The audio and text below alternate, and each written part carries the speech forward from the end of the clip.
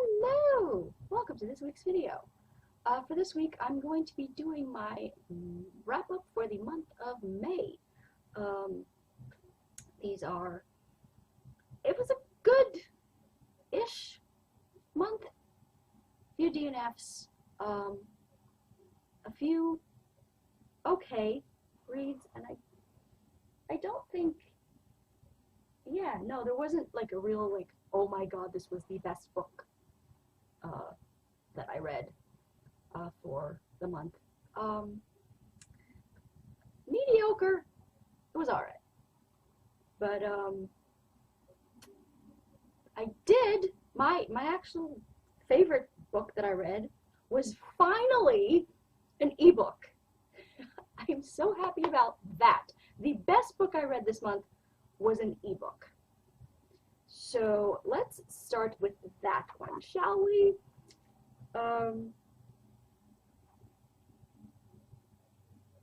That was Beautifully Wounded by Susan Griscom. Griscom? And I totally enjoyed this book. It's Lena, who is on the run from a horrible aspect of a husband who was abusive to her.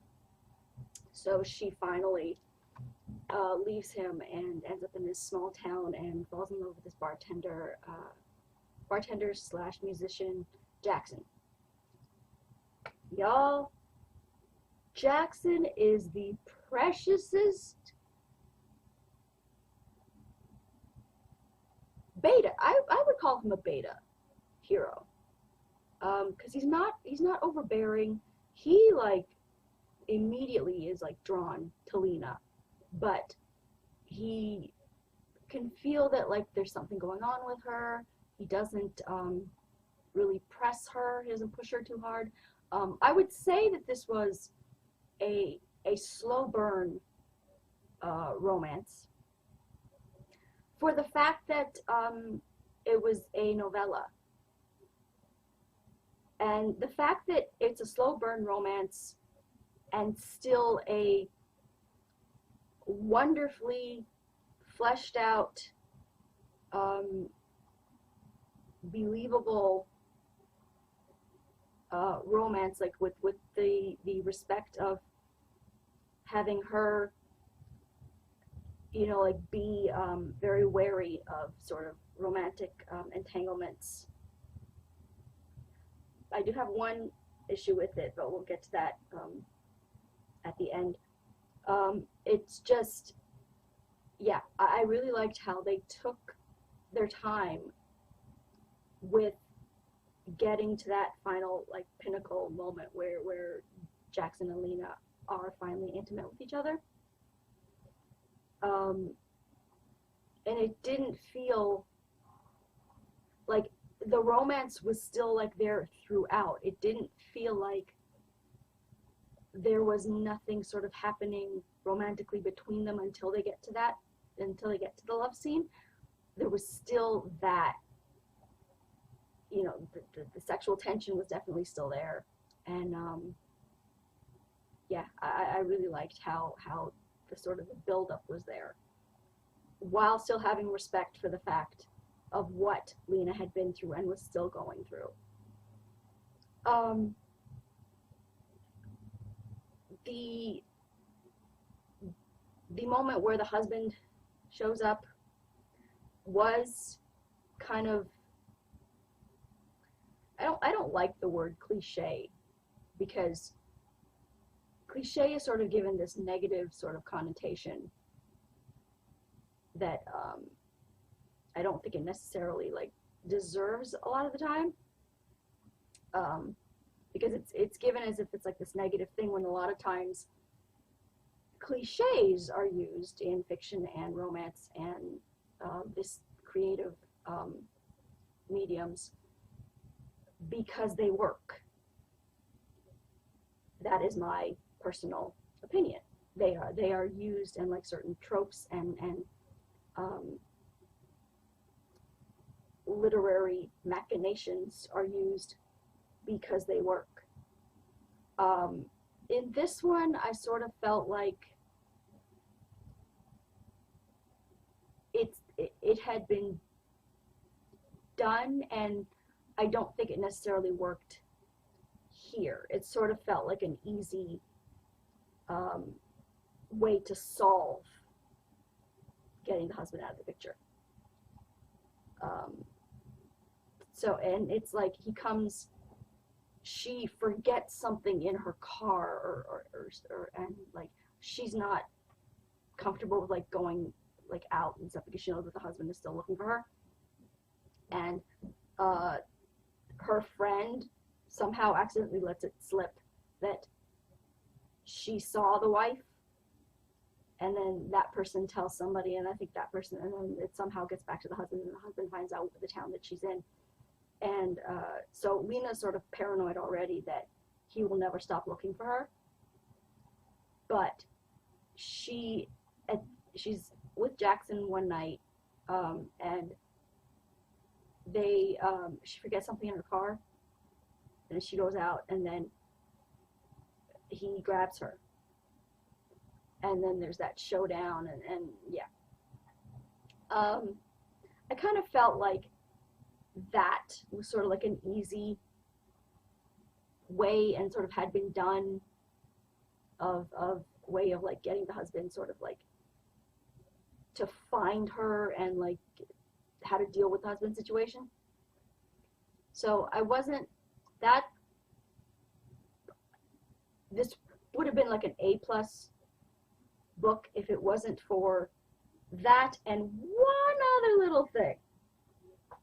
Okay, so Jackson and Lena finally make love, and it's wonderful and perfect and beautiful, and like just he's like amazing and she's all happy, and then she sort of at the end of the book she lets him know that she wants that she has these fantasies of like rougher sex and like being like tied up and like this, that, and the other. And I don't think, this is just me, I don't think it fit with the tone of the book. And that's sort of where it ends. It doesn't, you don't see them engage in this rougher intimacy. It just sort of ends with her telling him that that's what she wanted.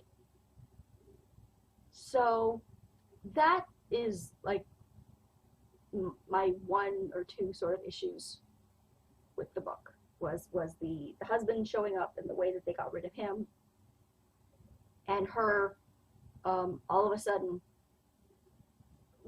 wanting like rougher BDSM style sex.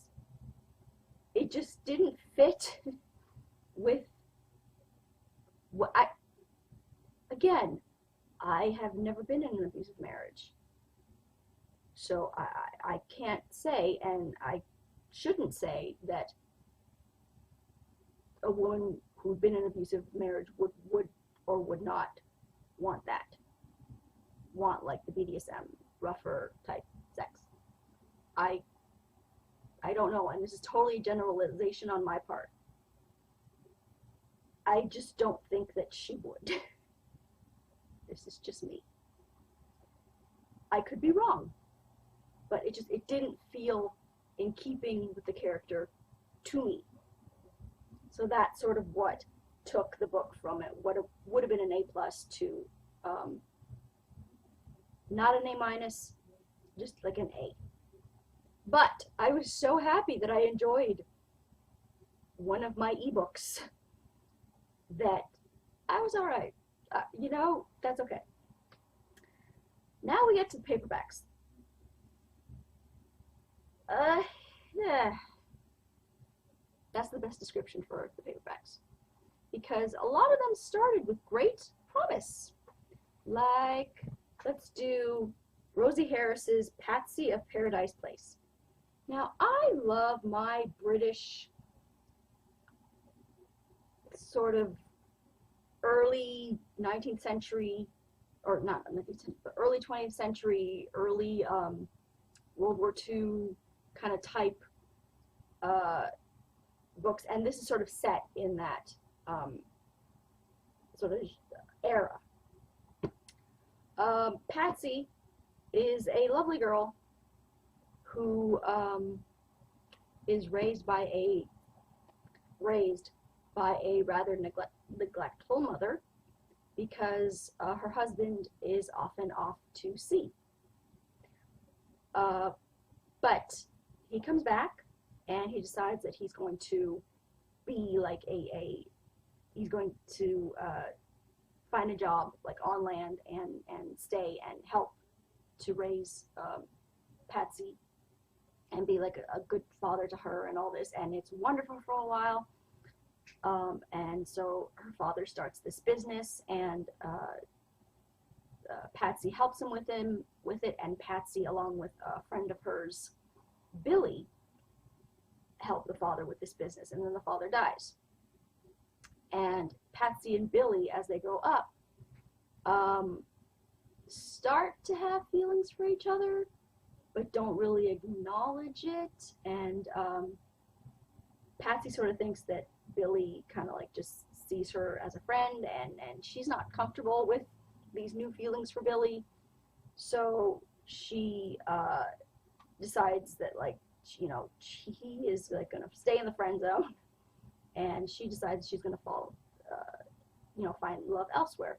And she meets this guy, I think his name was Bruno, who works in the circus and is very much this like player, charmer,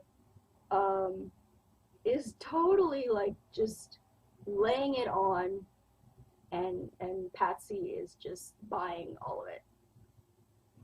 She's like getting reeled in by this charmer, and Billy feels horrible about it because Billy is at this point like really like genuinely in love with her. And I made it to the halfway point and I stopped because Billy let me down. Billy let me down because he's trying to make Patsy see that Bruno's no good, and he's only using her, and he's gonna use her and then leave her. He's trying to like pull her away from Bruno, and then he makes the argument, and he's a foreigner. That's what Billy says about Bruno, and he's a foreigner. Like, being a foreigner is a negative thing. Oh, so we're gonna decide to make Billy a racist now. I liked Billy. I wanted him and Patsy to end up together until Billy became a racist assbutt. So there went that. I made it to about halfway, and then at that comment, I was like, nope, Billy can go die in a dumpster fire. So that was unfortunate. Next we had Barbara Taylor Bradford's The Triumph of Katie Byrne. And I sort of skimmed around towards the end because Katie's an actress, or at the beginning she's like she's an aspiring actress with her three friends, and I think they're in some kind of like, they put on plays, and they're in like theater classes and that kind of stuff. There's Katie, Carly, and Denise, and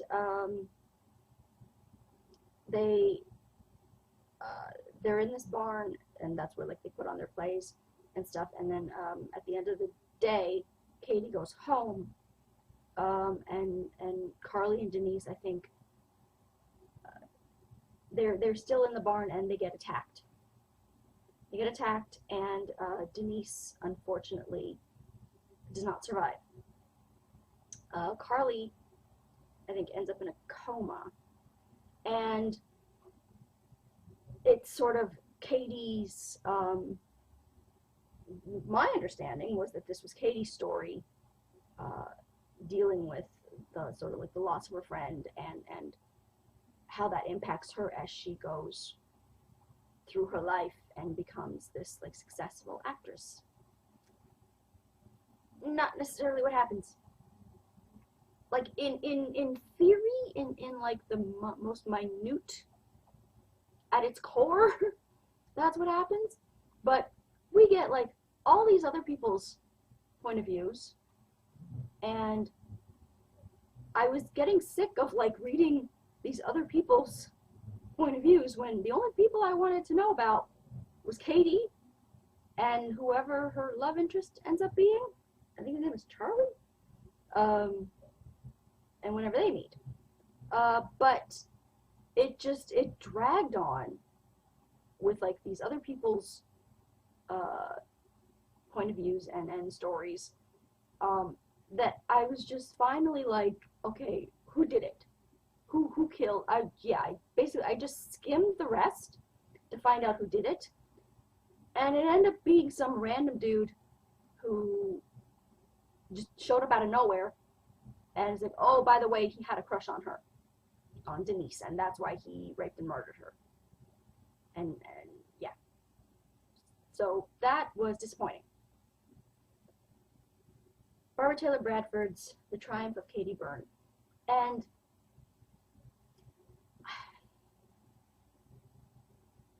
I like Barbara Taylor Bradford's plots, but I don't like her execution. Is just not for me. Just the way that her story structure and just her story, the way she tells the story is just not for me. So that makes me sad, because I'm all about the epic, saga type crazy sauce. But it just didn't work for me, unfortunately. Let's see. Yeah, let's do this one. Linda Brody's Twice a Texas Bride. We have Callie, who is on the run from her crazy brother-in-law.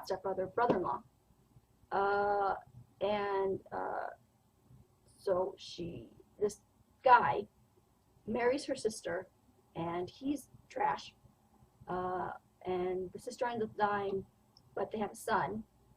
And the sister makes Callie promise that she will get the son away from the father because he's a criminal and he's evil.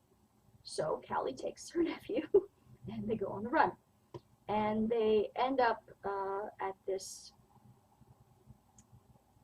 cabin or home owned by this cowboy, Rand. Yeah, on his ranch. And they hide out on his ranch, and he finds them. And he's like, oh, like, okay, you're on the run from something, and clearly you're scared, so you can stay here. I'll hire you as my housekeeper. And you can sort of do that. And Rand has sort of his own demons, that he was abandoned by his mother and left in an orphanage, which was not a nice place. But he developed these friendships with these 2 or 3 other men, so they're sort of like blood brothers. And they all sort of rally around Callie and the little boy, and promise to protect her. And there's these growing feelings between Callie and Rand, but she's afraid to stay in one place because she thinks that the brother-in-law will find her. And you sort of like feel like that they're headed to this place where uh, there's there's gonna be like an arranged marriage. So you think that it's gonna be, you know, to sort of protect her, and that's what I thought it was gonna be, but that's not what happens. This random woman is dying and has a child, and yeah, wants to leave the baby with someone that she doesn't want to put the baby in an orphanage. And I felt bad for the woman, but I really didn't think it was fair how she and one of the wives of Rand's blood brothers, friends, was really pushing on Callie to take this baby. And knowing that, like, she was on the run from, like, her ass-butt brother-in-law, and Rand, like, didn't want her to leave, and he was in love with her, but he decided that he was never going to marry because reasons. No, like, he thought that he had, like, legitimate reasons, because he didn't want to, like, fall in love with her, because everyone in his life had, like, abandoned him, like his mother had abandoned him, and then the mother comes back and is trying to, like, be all in his life, but she's not, like, she doesn't,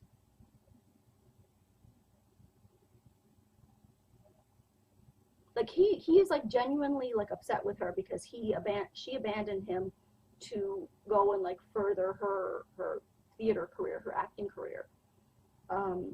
So there's still, like, a lot of bitterness there, and she just thinks that he should get over it and just, you know, take her back and forgive her.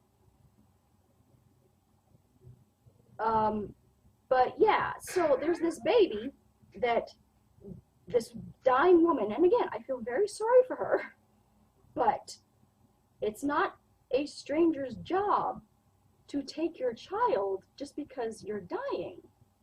Like, I'm sorry, but you don't pressure somebody to take your child. And, like, I'm sorry, but, you know, the orphanage is, like, if you can't, like, find somebody, like, in the town, the orphanage is, like, the only other, like, option. And okay, yeah, like, it's not a great place, but I just felt like it was totally inappropriate for this woman to be harping on Callie to take her baby.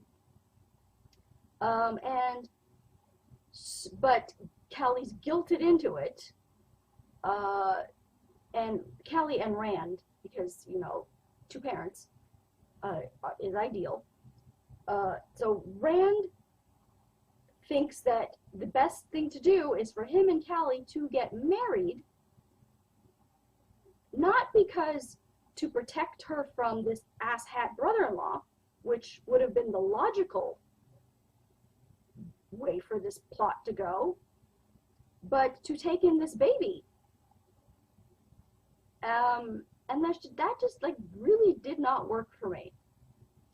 And then to top it all off, Callie pulls the "but it'll be a marriage in name only" card. Can I tell you how much I hate that trope? I love marriage of convenience stories. I hate marriage in name only plot devices. Because these two, at the point where marriage is brought up, these two are already attracted to each other. They've already kissed. They've already acknowledged that they have feelings and are attracted to each other. it made no sense to me for Callie to suddenly turn all prudish and be like, okay, we'll get married, but it'll be a marriage in name only. That did not work for me, like, at all. So this, unfortunately, was a disappointment. Next, we have Jodie Ellen Malpass's With This Man. Y'all, I tried with this series.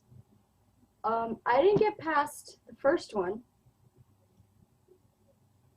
because it just didn't work for me, and then I heard like in the series there's like a point where he's like trying to control her birth control, and that just, no. Again, I like alpha sort of domineering heroes, but I think that's a line that you don't cross. But I really liked the plot of this one, so I decided or the blurb of this one, so I decided I would give it another shot and see if maybe it's me. I don't know. Well, this series is huge with some people. I have friends who love this series, so it is just me. Like in the sense that, you know, the problem is me. This just doesn't work for me. I liked the idea of the heroine Ava getting into this accident and getting amnesia. So in a sense, they had to like rebuild their romance and sort of like getting to see like their romance with like fresh eyes. And I thought maybe that would make the story work for me. I couldn't get past the first chapter or so because, okay, in the back, the blurb refers to him as Jesse the Lord Ward.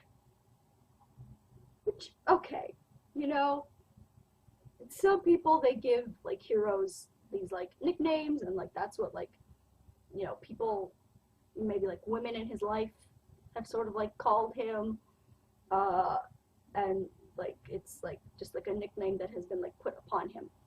No, that is how he refers to himself.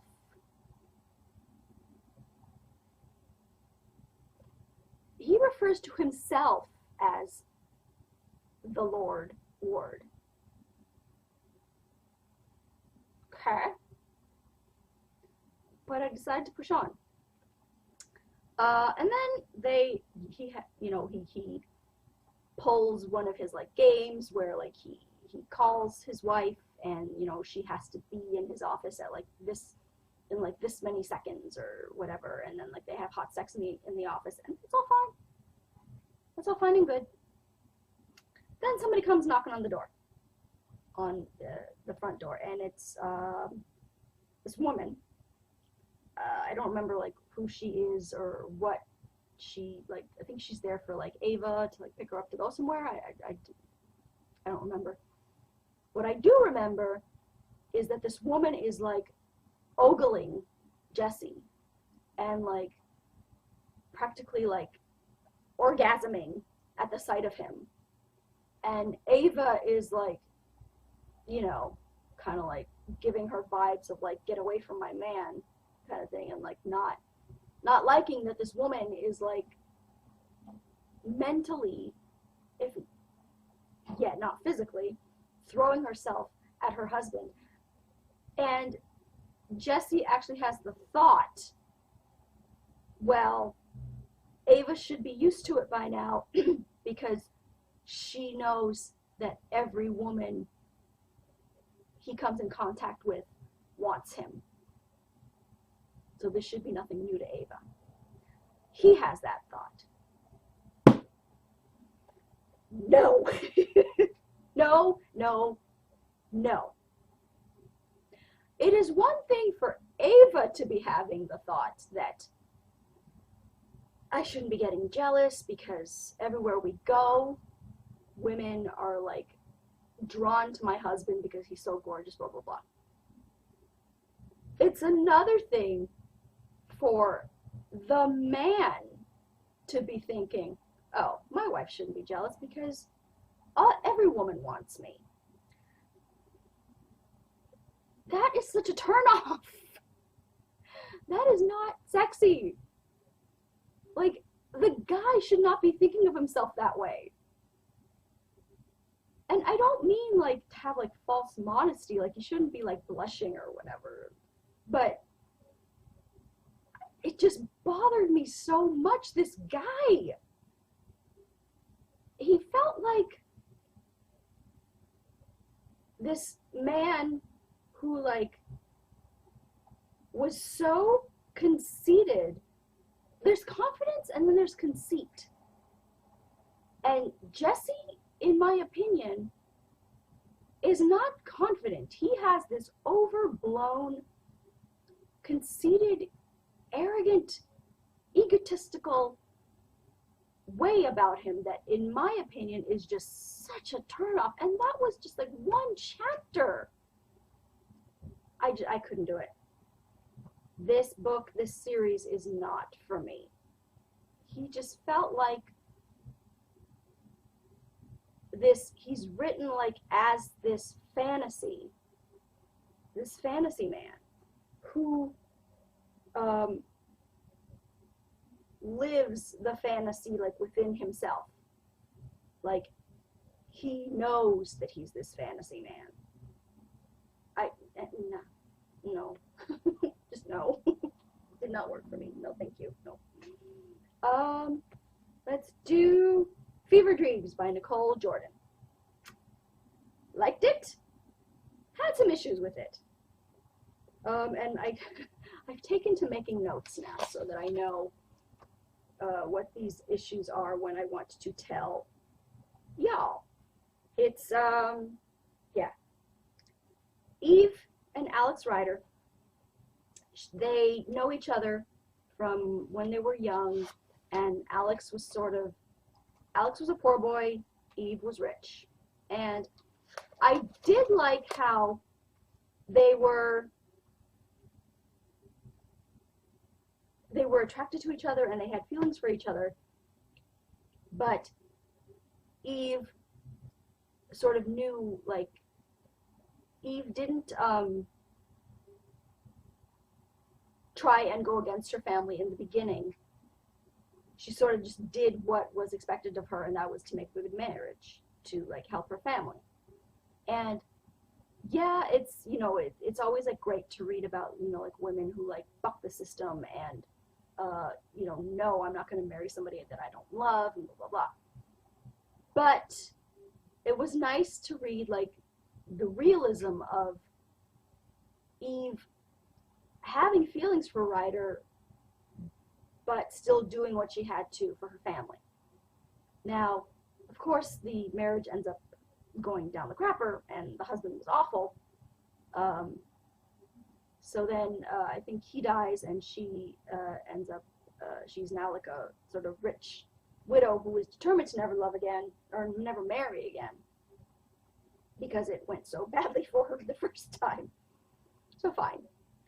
Alex comes back. He's now wealthy, and he wants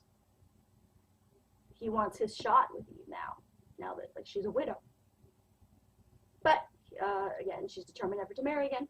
So he and her sister conduct this ruse that he's going to need her help, Eve's help, finding a bride, because Eve has made it a point to help girls secure good matches that will make them happy. Sort of like, because she wasn't happy in her marriage, she sort of uses that as a foundation to start this sort of business, I guess, where sort of like this matchmaking service. So Ryder decides that he's gonna hire her to find him a bride. all the while using his proximity to her to get closer to her, hopefully to have her fall in love with him and admit her feelings for him and marry him because she is the only one that he wants. But there's somebody trying to kill her.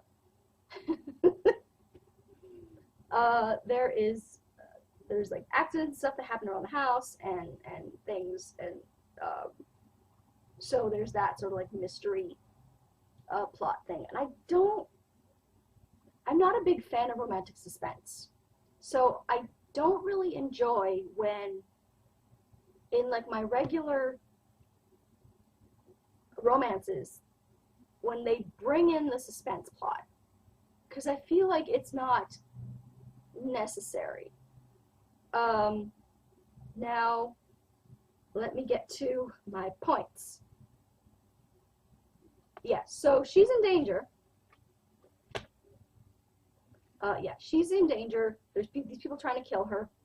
And, you know, Ryder is trying to protect her.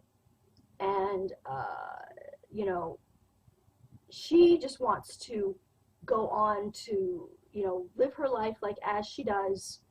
And Ryder is like, no, like there's a point where she and I think her sister are like invited to this thing, but Ryder's like, no, it's too dangerous, you should stay home. And she like loses her mind and is what I call at that moment she's too stupid to live.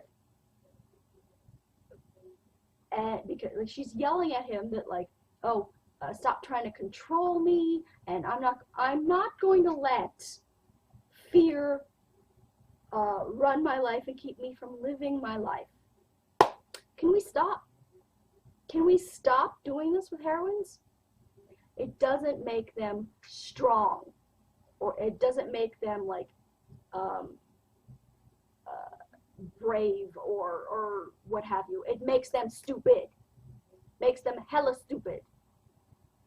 When a murderer is outside somewhere trying to kill you, you don't go about your day like nothing is going on. It's not about letting the murderer control your life.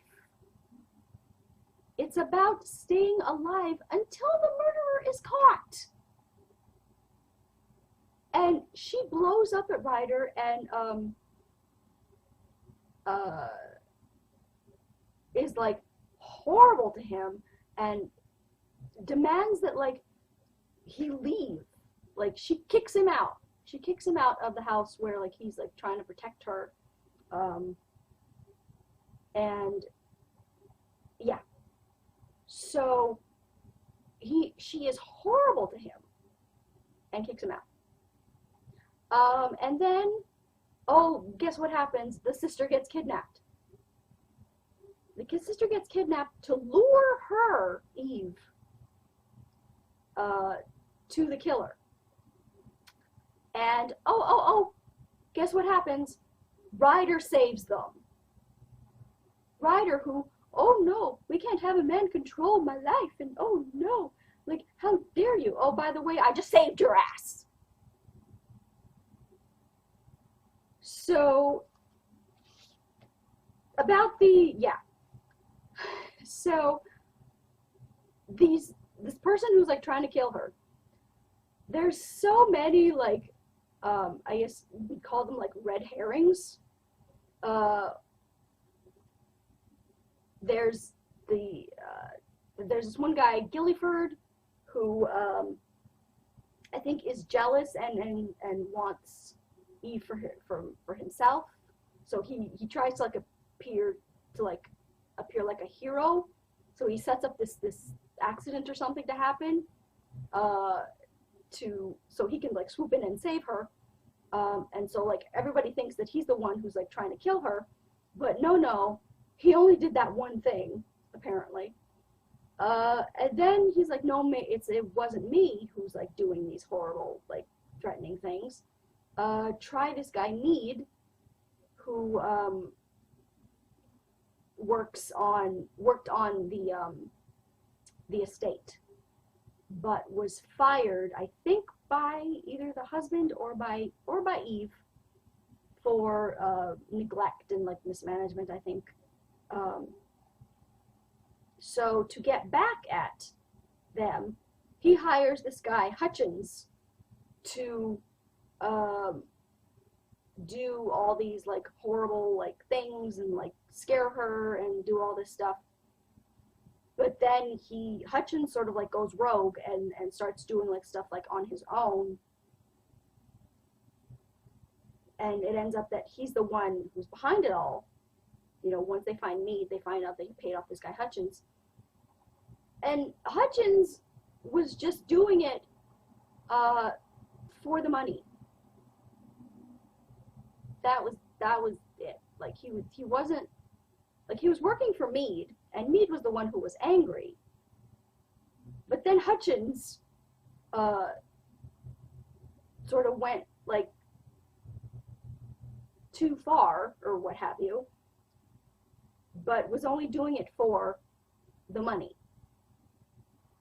So that was a weird sort of like too many cooks sort of in the pot thing with like the criminal storyline. And then towards the end, okay, Eve was horrible to Ryder, and yet he like risked his life to save her, to save his sister, to save her sister. And I wanted like a grovel scene from her. I wanted her like begging him for his forgiveness, because she like basically like when she kicked him out, she like sort of like threw in his face that he was like poor and like sort of like, who do you think you are kind of thing. It was sort of like that kind of attitude. So I wanted like a grovel scene from her. We didn't get that. We got the sister ends up being okay. Eve ends up being okay. Eve and Ryder end up having sex. And then she says that she's sorry.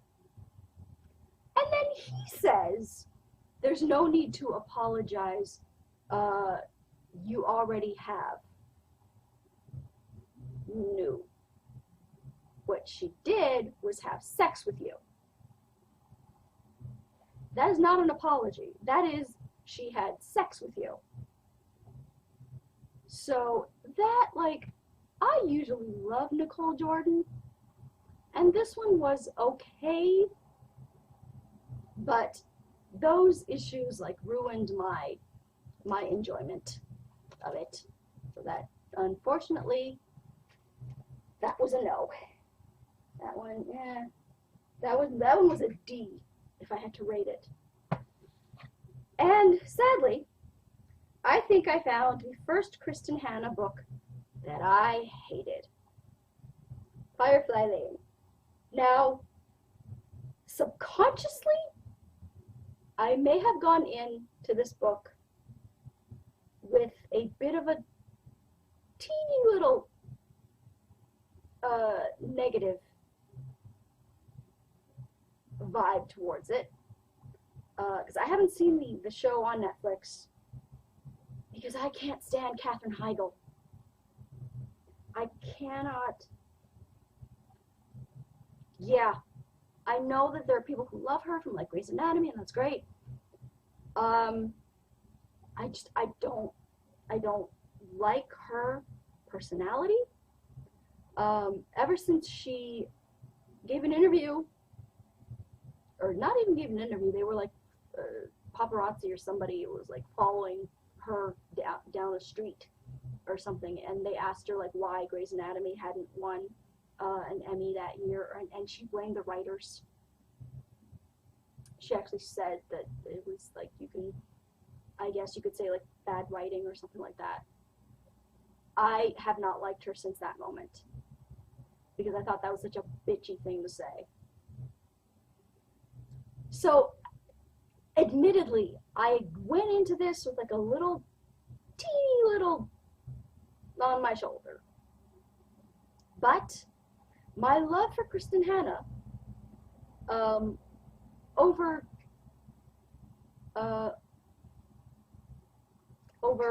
what's the word? I can't words. Was stronger than my hatred for Katherine Heigl, I guess. But this one did not work for me. These two friends, Tully and Kate. And Kate is sort of this quiet, sort of unpopular young girl. And Tully is sort of this cool, you know, she's cool and she's rebellious, and they become friends. I don't know why either, but they become friends. Now Tully admittedly has a lot of issues, and you know, Kate is like this amazing friend to her, and I don't understand why these two were friends, because Tully, in my opinion, now, you know, buyer beware, this is my opinion of their friendship. You might read it and take it like a completely different way. I know there are people who are loving the series on Netflix, and I don't know how different the series is from the book, but there you go. Tully has issues. She has a drug addict mom who pretty much abandons her, pops up every once in a while, but does not want to be a mother to her. So Tully's pretty much on her own, and she drags Kate into her rebellions and into her troubles and these situations that she finds herself in because of the stupid decisions that she makes. But Kate sort of like just goes along and is always there for Tully to pick up the pieces when Tully crashes and burns. Tully, like, Kate even goes so far as to, she doesn't allow Tully to, but Tully somehow infiltrates Katie's family and gets adopted by Katie's family. So that happens, and as they grow older, there's this friendship, but I don't understand this friendship because Tully spends the majority of the time of their friendship making Kate feel horrible about herself. I mean, every other, like, there might be like one nice moment and then like 5 where like Kate is left feeling horrible about herself because of something Tully does. And Tully just sort of bulldozes over Kate and drags her along with her drama, even to the point where like they're in college, but Kate isn't really enjoying her college. Like, she's enjoying the college sort of experience, but she's taking courses that she doesn't necessarily want to take just because Tully wants to take them. Because Tully has this image of the two of them being like news reporters together, and Kate, you know, just sort of goes along because she doesn't want Tully to not be her friend anymore. So Kate just sort of goes along with life, being pulled along the SS Tully, even to the point where they get this job at this news station, this small town news station, and the guy who runs it is a guy named Johnny. Now Kate instantly falls for Johnny, and he's this beautiful guy who has some issues. He's suffering from like some kind of PTSD from Vietnam. Um, and but you know, they grow close, and they're like really good friends, and she's totally in love with him. And then he meets Tully, and it's like, Kate who? Nothing exists outside of Kate, and outside of Tully, and Kate watches as Johnny like falls for Tully, but Tully, you know, doesn't reciprocate at first, and Kate is like completely in love with him. And then there's even this point where he's like really drunk, and he and Kate sleep together, but he thinks that she's Tully. He calls her Tully while they're making love. And then he doesn't remember it, I don't think. And then they sort of like go back to like their regular, you know, life at the studio and like working and that kind of stuff. And Tully and Johnny do end up sleeping together, and he's all like gaga over her, but she's like Tully and just thinks of it as like a one-night stand, and so is like not reciprocating when he tries to turn it into more. So because she, you know, like cuts him off and like doesn't want more from him, then he all of a sudden turns to Kate, who's always been there, who's always, you know, like been his friend, even though wanting more. All of a sudden, he sees her in this like new light, and decides, oh, by the way, she's pregnant, Kate is, from when they slept together. So he decides, let's get married. Making it see, and she's like, I don't want to marry you if you're just doing this because of the pregnancy and blah, blah, blah. And then he's like, no, I love you, and I'm sorry it took me so long to realize it, and blah, blah, blah. I didn't buy it. I didn't buy it for a second. The only reason he married her was because she was pregnant. Because he was all about Tully. There's even a point at their wedding, Kate and Johnny's wedding, where she catches him in a moment, and he's looking at Tully, and he's watching Tully, and the look on his face, Kate sees as one of like longing and heartbreak. And on their wedding day, he's looking at Tully. So they go on, and you know, Johnny and Kate and their marriage, and they have a daughter. I don't remember if they have more than one kid, but I know they have a daughter, Marley.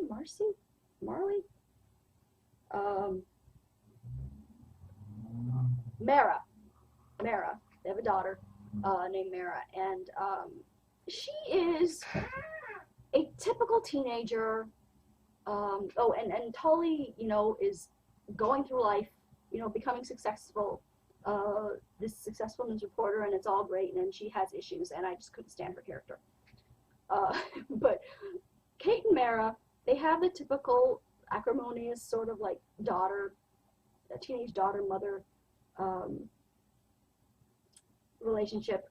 And because Kate doesn't let her daughter do everything she wants, like Tully's mother, who didn't give a crap about her, so let her do whatever she wants, because Kate doesn't do that with Mara, all of a sudden, Kate has issues. Kate is controlling. Kate is, is a bad mother.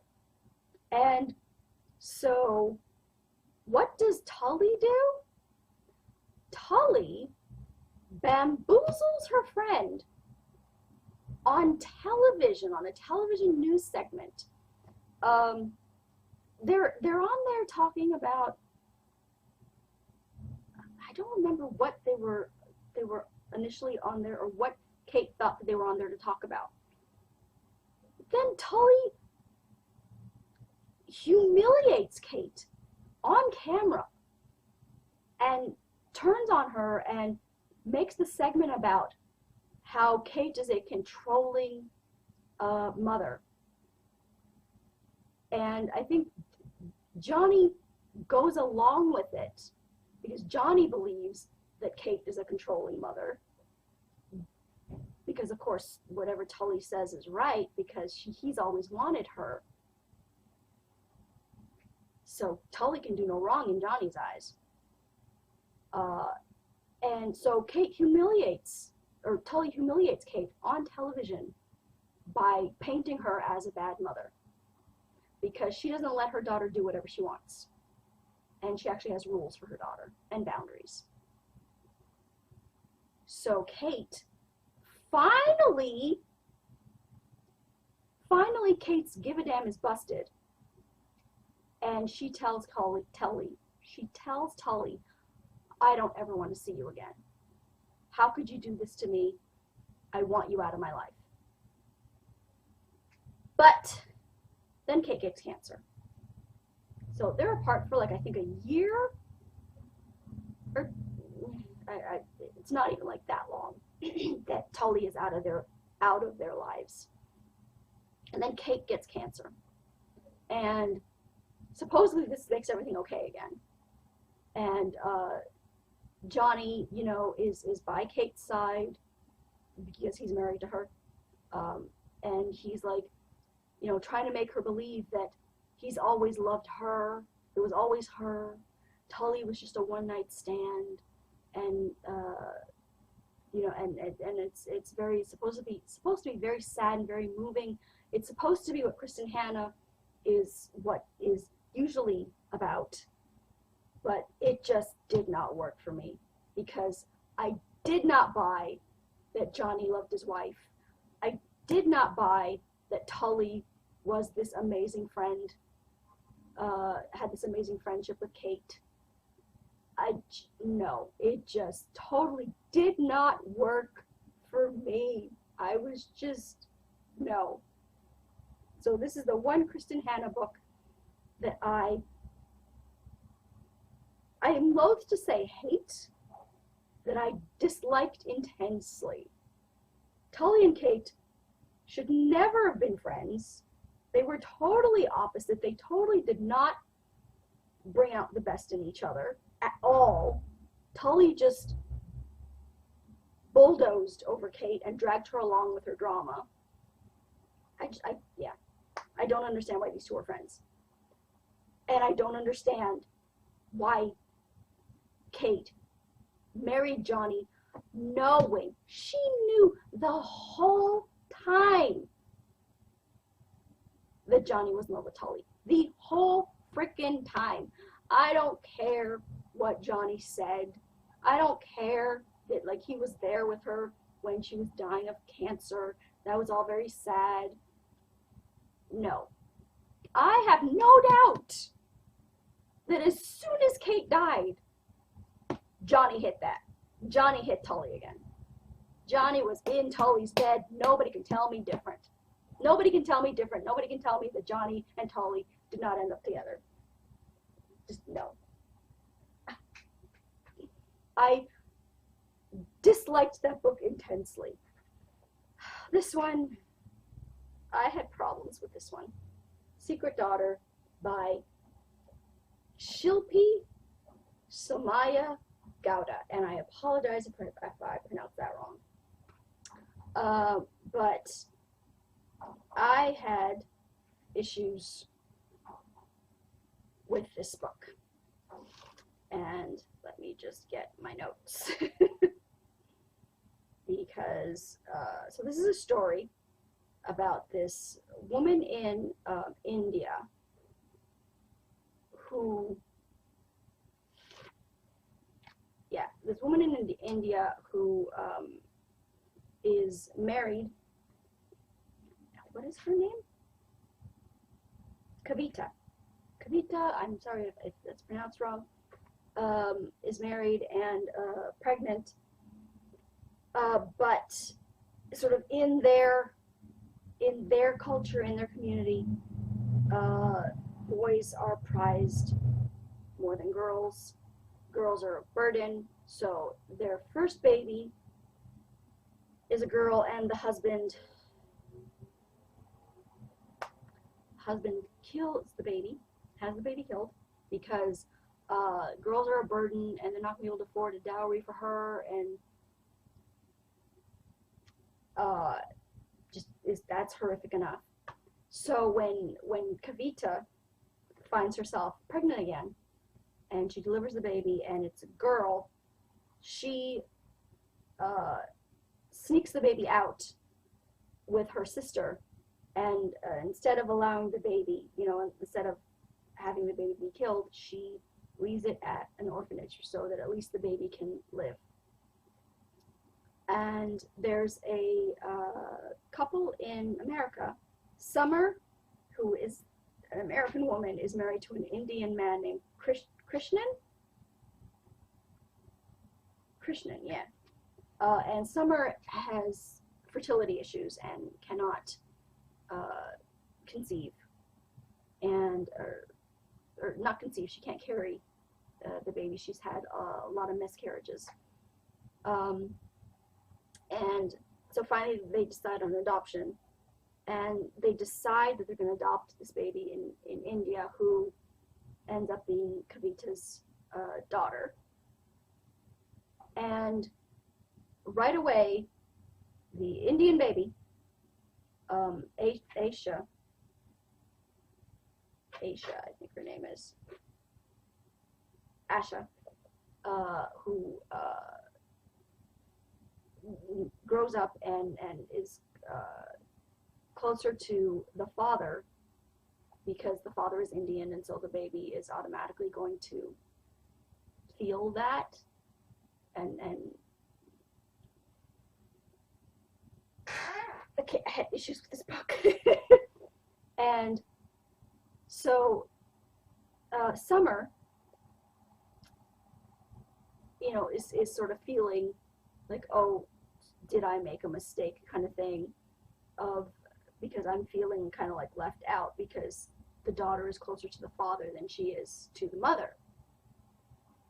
And my first thought was this, and I'm sorry if some people are offended by my review, but these were my thoughts. And I don't intend to offend anybody with my review, but here we go. There are so many children in the United States, in Canada, in orphanages, who are desperate for families. Why are you going all the way to India to get a baby? Like, why does it have to be from another country? Why couldn't they adopt somebody in California? There are hundreds of thousands of babies in orphanages here and in the US. I didn't understand, and I don't understand that propensity that it has to be is adoption easier that way? Like, is it the red tape? I don't understand how it's easier than it would be here in Canada or in the US. So I don't understand this thing of adopting a baby, but it has to be an international baby. And because then, like, she's having these, Summer is feeling like left out, and because she's seeing, as the child grows, she's growing closer to the father. And also this other thing of, like, Summer not wanting the baby, the child that she's growing up, like, she wants her to be Americanized. She doesn't want her to have, like, anything to do with her Indian heritage. Again, So adopt a non-ethnic baby. Like, what are you doing? If you don't want this child to have anything to do with her Indian heritage, what are you doing? Why are you adopting a baby from India? So that was my problem with Summer. And then the husband, Krishnan, is, they're both doctors. And he, is, he comes to America and he's, he gets educated and he becomes successful and he's like all, happy with like his American life. And then they adopt Asha from India, and now all of a sudden he wants his wife to be more Indian. His American wife from California. And he's all about the Indian life. And he gets mad at the fact that Summer does not fit into these Indian cultural ways that he wants her to be. I mean, they go to India. I think when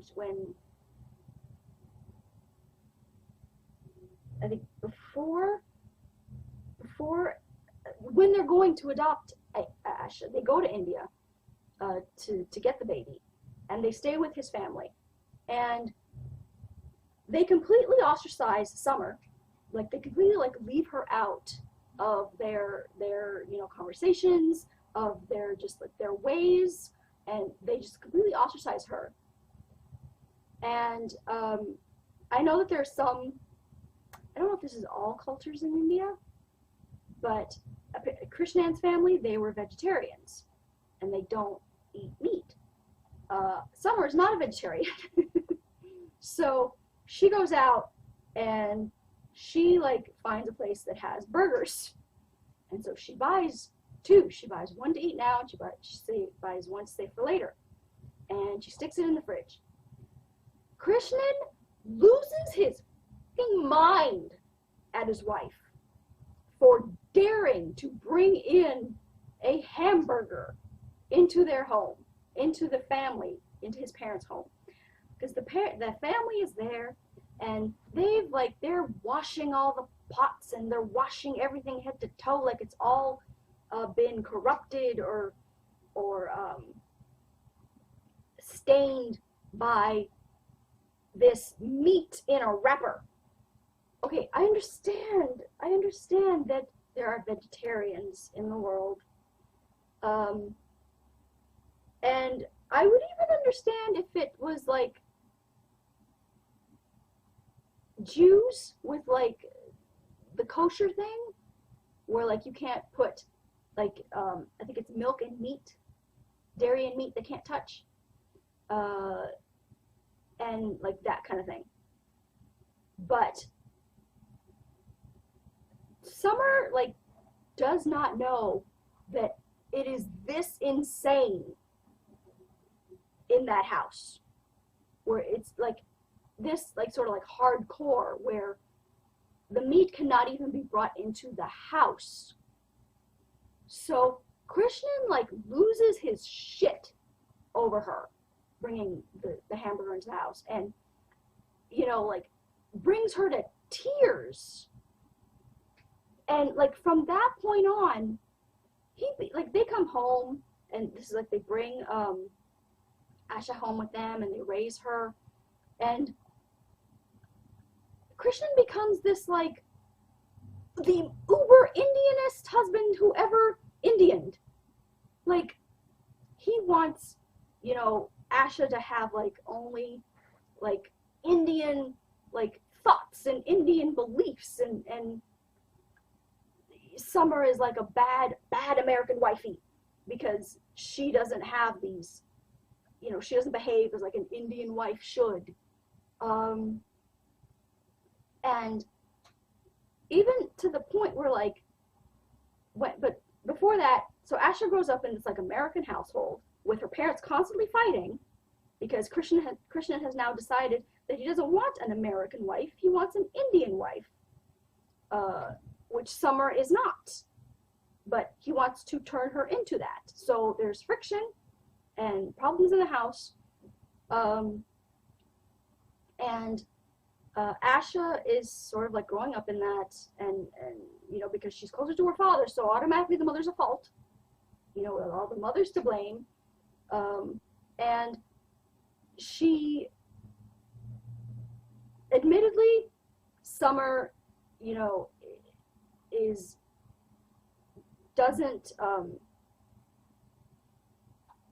comfortable with like the Indian part of the culture that Asha wants to know about. She wants to know like where she comes from and all this stuff. And so they don't raise her with like these Indian aspects of the culture. So Asha pretty much is just raised like as an American, even though Krishnan wants her to have, you know, her culture. And again, Summer, sweetie, if you didn't want your child to be raised, you know, like to have a right to their culture, which she totally has a right to her culture, why are you adopting a baby from India? And if you're having a problem with this man who loses his shit because you brought a hamburger into the family house, into his parents' house, why did you marry an Indian man? And it's just like, I don't understand why these people made these choices. Because this is not like, you don't do that. Like, you don't marry someone and then try to change them from who they are. And I say that in regards to Summer to Krishnan. I say that in regards to Krishnan to Summer. I say that in regards to Summer to Asha. Like, what are you, these people made like these stupid choices all throughout their lives, and then they bitch and moan about the fact that things aren't going their way.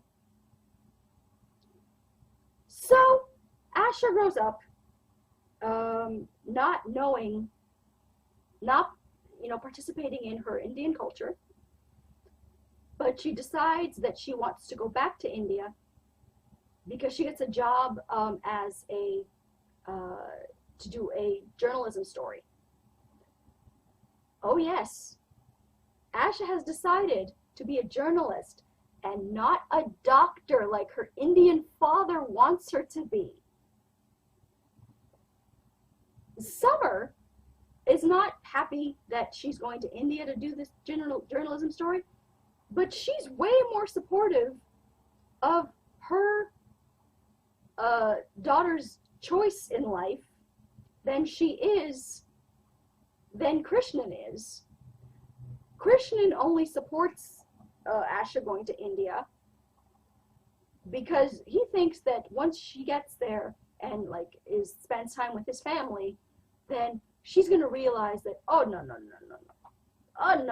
you don't want to be a journalist, you want to be a doctor like your family is.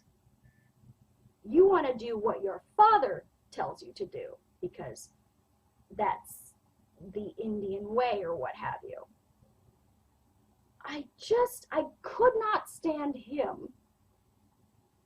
But okay, so Asha grows up and oh, by the way, she decides that she's going to try and find her birth parents while she's there in India. Okay, fine, she's on that journey, great.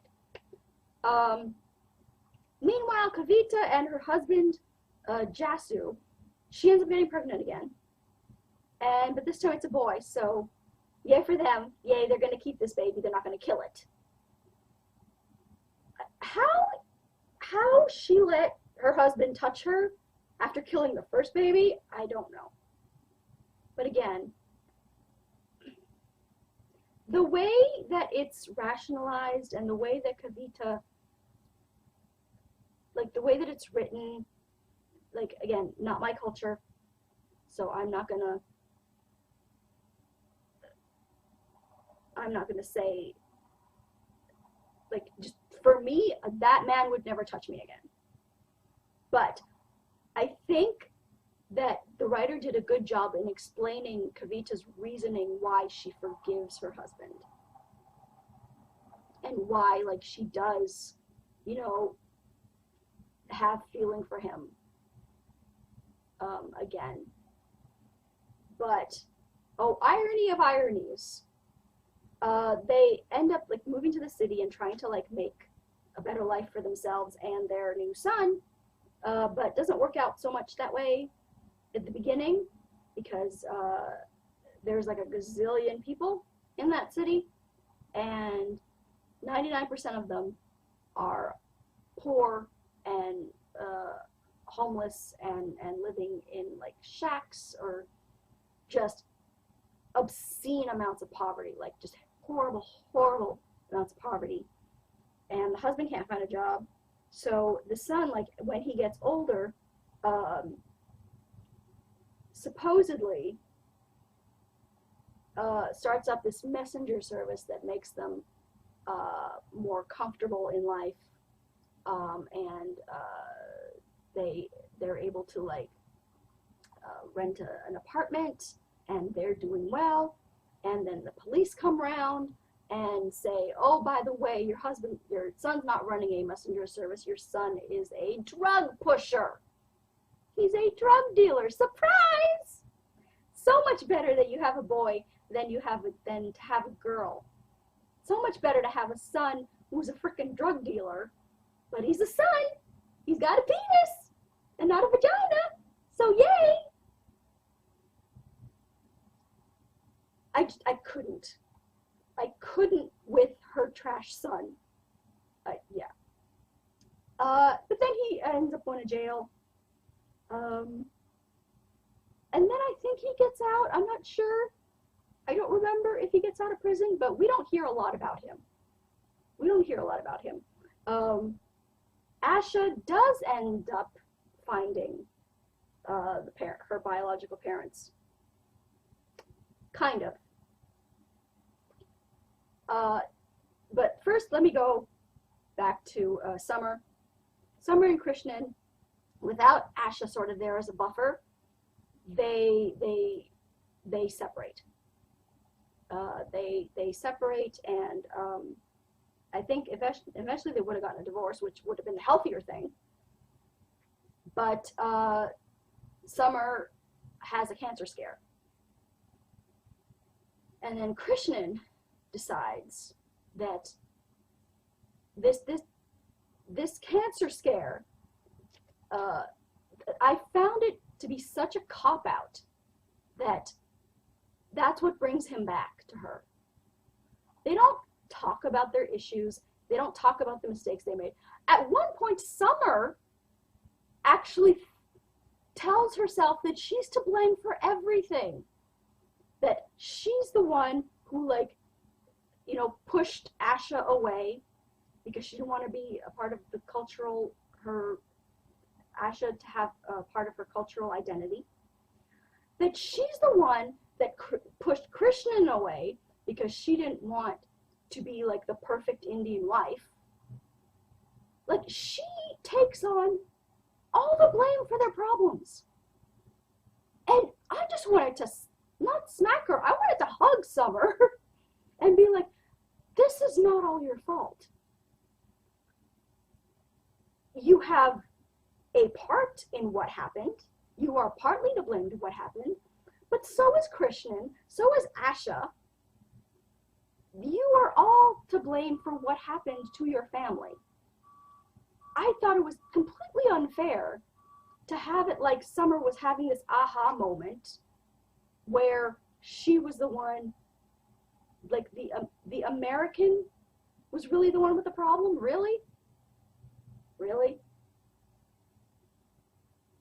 But then she has this cancer scare, and Krishnan comes rushing back to her and realizes that he does love her, and that he at one point is like talking to her before this, when they're arguing, that like, that she's changed and she's different and she's not the woman that like he, you know, fell in love with and married and blah blah blah, when that's complete bullshit. He's the one that changed and decided that his Indian life was better than the American that he married, and you know that you couldn't possibly have both be together in, you know, in respect and, you know, respect both sides of a person's culture. You know, no, it had to be like one or the other. One was bad and one was good, which is bullshit, because when you love somebody, you respect both sides of them. So he comes back and he's like, oh, I do love you and I don't want to be apart from you and blah blah blah, just because he thought she might have cancer. That's what brought him back, and I thought that was such a cop out. And then it gets worse. Asha, who her whole life has struggled with wanting to know more about her Indian identity, wanting to know more about who she was and where she came from, and these people that loved her, like the people that gave her up. This has been like at the root of all her problems with Summer and all of her like issues growing up. She discovers who her parents are, and she discovers that they have a child. And so there's this heartbreaking moment where she thinks that, they just, you know, they kept this baby, why didn't they keep me? They just didn't want me. And that was a very like sad, heartbreaking moment. But I'm glad that she came to like understand as like she was like working on her article for the story, and she like got more immersed in the Indian life and sort of like the culture of it, and like what the story really is with like Indian girls versus Indian boys. And she realizes that what her mother did was try to save her by giving her to the orphanage instead of allowing her to be killed. So just she comes to understand this, and she comes to know like where her birth parents actually are, but she doesn't meet them. She doesn't go to meet them. And that was such a letdown, such a disappointment. She just writes this letter to the mother, which, by the by, we never get to read. We just see, like, Kavita, like, gets the letter and knows that it's from her daughter, and that's the end of it. Are you kidding me? Are you kidding? And there's, like, this interview with like, the author, like, at the end, and she says something along the lines of, I didn't want it to be the typical, like, heartwarming ending where, you know, the child meets the birth parents. I wanted it to have, like, that bittersweet edge to the fact that Kavita gave her daughter up to save her and never gets reunited with her daughter. Are you fucking kidding me? That is not in my opinion, that is not a good ending. That is a pretentious, that is the most pretentious ending, where you deliberately don't have her meet her parents because you want it to be more realistic, or more, you think that would be a more powerful ending. No, that's a disappointing ending. I hated the ending to this book. At least if you could have given us something, like the letter, at least if you could have given us her reading the letter and knowing what was Kavita, like reading this letter from her daughter and having closure, even that little bit of closure that way, that would have been something. Excuse me. So yeah, Asha, who, again, like, her entire life has been this struggle to know, like, who she is. And, like, I'm supposed to buy that meeting her, like, staying with her father's family was, and, like, being, like, in India, staying with her father's family was enough for her? After all the turmoil and heartache that was caused by her wanting to know, rightfully so, that part of herself, wanting to know where she came from and how much strife this caused it with her parents. She finds out who the parents, the birth parents are, and then decides that's enough for her. Are you fucking kidding me?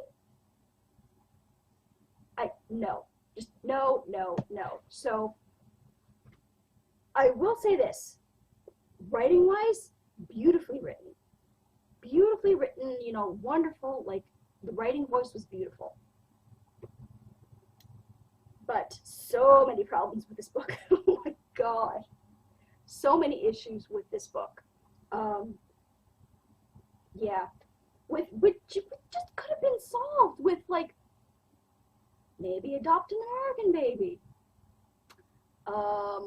If you didn't want to feel like an outsider and didn't want to keep this poor little girl away from the aspects of her culture that is her right. Maybe don't marry an American woman if you want a wife who does things in the way of your Indian culture. Could have avoided a lot of heartache, and I just felt like the issues and the problems in this book, they were problems that didn't need to be problems. And just, I had problems with this book. Okay, so that's going to be the end of this video because that took a lot longer than I intended, but I enjoyed, like, sort of like going through and having, like, a more, like, in-depth thought and discussion about what worked for me and what didn't work for me in books. And I'm glad that, like, you know, writing the notes helps. So I think we're going to keep doing that. Yeah, so I will say that this was a great reading month, just for the fact that, like, I DNF'd, but I read